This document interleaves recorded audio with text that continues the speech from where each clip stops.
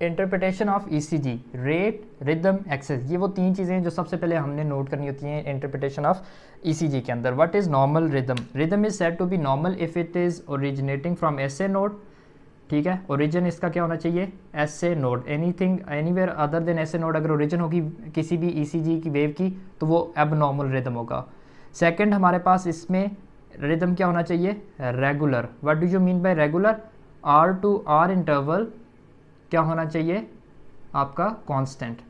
Constant R to R interval determine करना ये बहुत इंपॉर्टेंट है for the regular rhythm, otherwise it will be irregular arrhythmia. R to R interval constant हम या तो clipper method से यूज़ कर सकते हैं या तो पेंसिल और पेपर मेथड.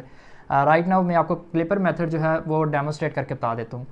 जो आर वेव की टिप होगी वहाँ पे आपने क्लिपर को यूज़ करके एक आर वेव से दूसरे आर वेव का डिस्टेंस ऐसे वहाँ पे आपने R to R interval measure कर लेना है. फिर क्लिपर की आपने हाइट को चेंज नहीं करनी और फिर आपने next R to R interval देखना है कि क्या वो इतना ही है कि नहीं. फॉर यहाँ पे तकरीबन सेम है, दैट विल बी कांस्टेंट.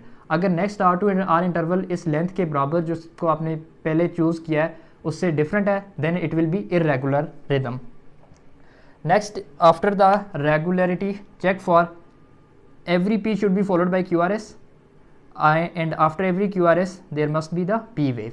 तो पी के बाद क्यू आर एस का होना, क्यू आर एस, इसी तरह P then Q R S, again हमारे पास P then Q R S. हर पी के लिए एक क्यू आर एस और हर क्यू आर एस के लिए एक पी होना ज़रूरी है फॉर रेगुलर रिदम. अगर दो पी वेव हैं फिर हमारे पास आर वेव है, या पी वेव है ही नहीं है, या हमारे पास क्यू आर एस कॉम्प्लेक्स है, या क्यू आर एस कॉम्प्लेक्स ज़्यादा है पी वेव नहीं है, तो इसके अलावा कोई भी पैटर्न होगा that will be considered as abnormal rhythm.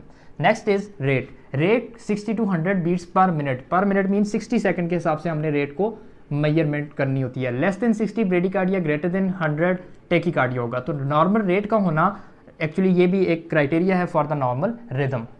अब रेट को फाइंड करने के हमारे पास तीन डिफरेंट मेथड्स हैं, जिसमें मोस्ट कॉमनली जो हम ये फर्स्ट वाला होगा इसी को यूज़ करेंगे.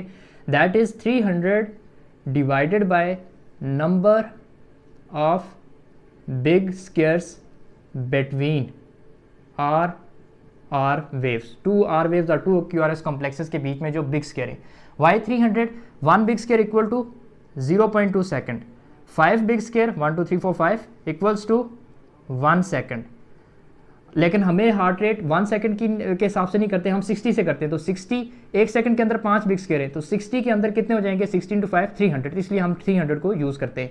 अगर हम इस एग्जाम्पल में देते हैं तो 1 2 और यहाँ से हाफ यहाँ से हाफ, टोटल कितने आ जाते हैं? आर टू आर के बीच में 3 बिग स्क्वेयर हैं. तो अगर हम इसको कैलकुलेट करें तो 300 डिवाइडेड बाई 3 इक्वल टू 100. चूँकि हमने मोस्ट कॉमनली ये यूज़ करनी है तो यहाँ पे हार्ट बीट 100 बन रही है. तो आपको खुद पता होना चाहिए अगर आर आर वेव के बीच में एक बिग स्क्वेयर है तो 300 by 1 is equal to 300. Heart rate 300 होगी. अगर दो बिग स्क्वेयर हैं तो 300 बाई दैट विल बी 150. ये आपको फिंगर टिप्स पे चीज़ें ये वाली बात पता होनी चाहिए. देन 300 अगर 3 बिग स्क्वेयर हैं तो अगेन इट इज़ 100. अगर हमारे पास 4 बिग स्क्वेयर हैं आर टू आर के, 300 बाई 4 75 हार्ट रेट होगी. अगर 5 हैं तो हमारे पास 50 एंड सो ऑन, इस तरह ये होगी. सेकंड मेथड है स्मॉल स्क्वेयर को यूज़ करके, वो होता है 1500 divided by same number of small square between R to R interval. Okay, why 1500? क्योंकि एक स्मॉल स्क्वेयर 0.04 सेकंड का 1500 इक्वल टू 60 सेकंड के बराबर हो जाता है. और नंबर ऑफ आर्स के आर स्क्वेयर करेंगे तो वो हमारे पास आ जाएगा. इसकी अगर हम यहाँ से करना चाहें तो 300 की जगह हमने अब एक बिग स्क्वेयर के अंदर क्योंकि 5 होते हैं तो 3 × 300 को 5 से मल्टीप्लाई करें तो 1500 स्मॉल स्क्वेयर आ जाएगा. 3 बिग स्क्वेयर हैं तो एक बिग स्क्वेयर के अंदर 5 स्मॉल स्क्वेयर होते हैं. 5 3s are 15. Answer again 100 beats per minute. ये हमारे पास हार्ट रेट इसकी 100 आएगी. These two methods are used only when the rhythm is regular, mean R to R interval is constant. अगर R to R interval constant नहीं होगा तो फिर आप ये दो मेथड यूज़ नहीं कर सकते. Then you have to go for the another method that is उसके मैं स्टेप आपको बताता हूँ. उसमें सबसे पहले हमने क्या करना है कि आपने रिदम स्ट्रिप लेनी है 10 second long. What is 10 second long? 1 second 5 big square equal to 5 big square. ये रिदम स्ट्रिप की वाली जो हमने बनाई है उसमें ये सारी डिटेल में लिखी हुई है.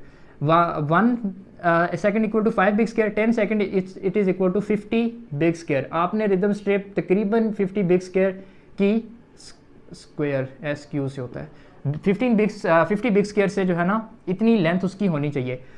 ये आपने कर ली सेकंड। अब हमने क्या करना है कि काउंट करना है number of QRS complex in 10 second strip. ये जो आपके पास 10 सेकंड की स्ट्रिप आई है इसके अंदर आपने क्या काउंट करने हैं QRS कॉम्प्लेक्सेस कितने से कि आपके पास इन 10 सेकंड या 50 बिग स्क्वायर के ऊपर आपको 10 QRS कॉम्प्लेक्सेस मिले।